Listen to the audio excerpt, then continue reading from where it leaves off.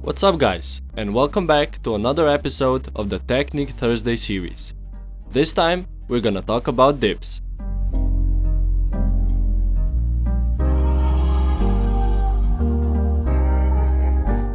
The dip is yet another fundamental movement for gaining strength and muscle.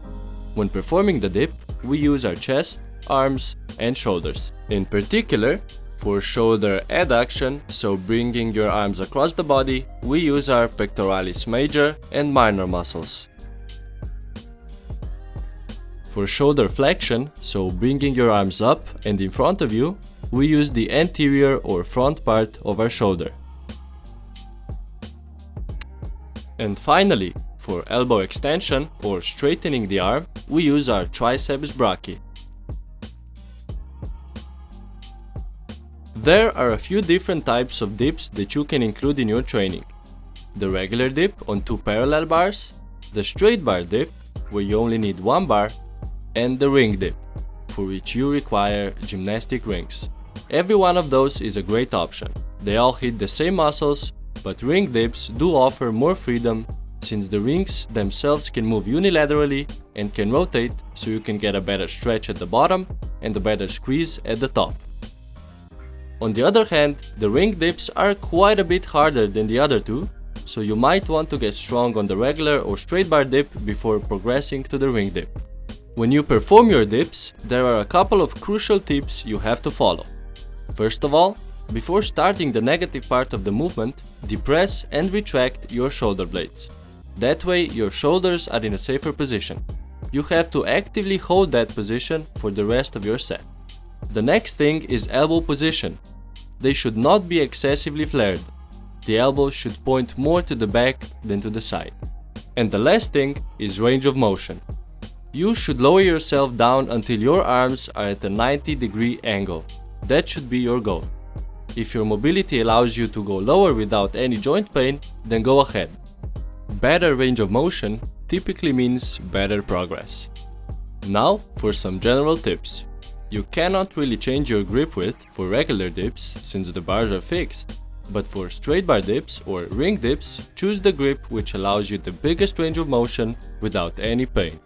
If you want to put more emphasis on your chest, you can lean slightly forward, or if your goal is working on your triceps, you can try to stay more upright. Nevertheless, we don't recommend actively trying to lean in any direction. We think the best way to do dips is to find the most comfortable position for yourself and sticking to it. The last tip we have for you is the most important one. Control the movement. Don't bounce from the bottom or fall from the top. Slowly and steadily lower yourself down and push yourself up. When at the bottom, focus on pushing the bars together and squeezing your chest when reaching the top. The most common mistake is using momentum. You should complete every repetition without any kicking or swinging. If you can't complete such a repetition, use one of the progression exercises we are gonna talk about later.